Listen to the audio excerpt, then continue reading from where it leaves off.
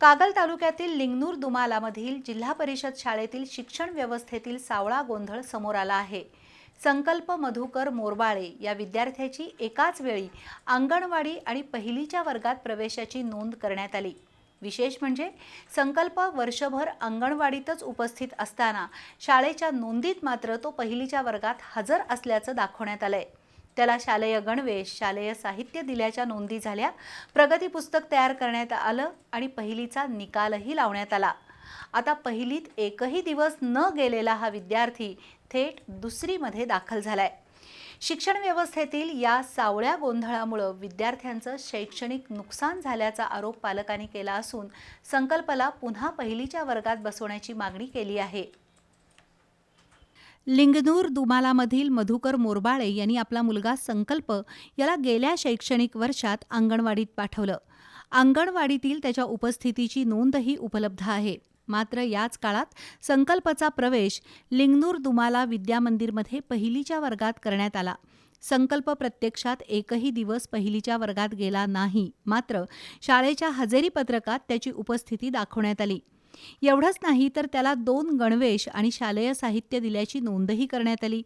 प्रत्यक्षात संकल्पनं यातील कोणतंही साहित्य स्वीकारलं नसल्याचं पालकांचं म्हणणं आहे। गुढीपाडव्याच्या मुहूर्तावर पालकांनी मुलाच्या पहिलीच्या प्रवेशासाठी नोंदणी केली होती, मात्र मुलाला शाळेत न पाठवता अंगणवाडीतच ठेवण्यात आलं। त्यानंतर संकल्पची ऑनलाईन नोंदणी करून त्याचा 11 अंकी पिन क्रमांक काढण्यात आला। त्याला शालेय सुविधांचा लाभ दिल्याच्या नोंदी करण्यात आल्या। त्याचं प्रगती पुस्तक तयार करण्यात आलं आणि पहिलीचा निकालही लावण्यात आला।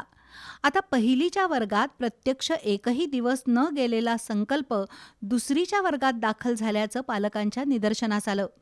हा प्रकार लक्षात आल्यानंतर मधुकर मोरबाळे यांनी सुरुवातीला शिक्षकांकडे तोंडी तक्रार केली, मात्र त्याकडे दुर्लक्ष झाल्याचं सांगत त्यांनी 6 एप्रिल 2026 रोजी लेखी तक्रार केली। शाळेतील शिक्षकांपासून ते जिल्हा परिषदेच्या मुख्य कार्यकारी अधिकाऱ्यांपर्यंत त्यांनी तक्रारी केल्या असून माहितीच्या अधिकारातूनही संबंधित माहिती मागवली आहे। आज त्यांनी गटविकास अधिकारी कुलदीप बोंगे यांची भेट घेऊन संकल्पला पुन्हा पहिलीच्या वर्गात प्रवेश देण्याची मागणी केली। दरम्यान संबंधित मुख्याध्यापक आणि शिक्षकांबाबत जिल्हा परिषदेकडे अहवाल पाठवण्यात आल्याचं गटविकास अधिकाऱ्यांनी सांगितलं, तर प्रभारी गटशिक्षणाधिकारी सारिका कासोटे यांनी पालकांनी पहिलीच्या प्रवेशासाठी नोंदणी केल्यानं शाळेच्या नोंदीत प्रवेश करण्यात आला, मात्र संकल्पला पहिलीऐवजी अंगणवाडीत दाखल केल्याची लेखी माहिती पालकांनी दिली नाही, त्यामुळे त्याचा पहिलीतील प्रवेश तसाच राहिला असा खुलासा केला। मात्र विद्यार्थी वर्गात उपस्थित नसताना त्याला हजर दाखवणं ही गंभीर बाब असल्याचं कासोटे यांनी सांगितलं।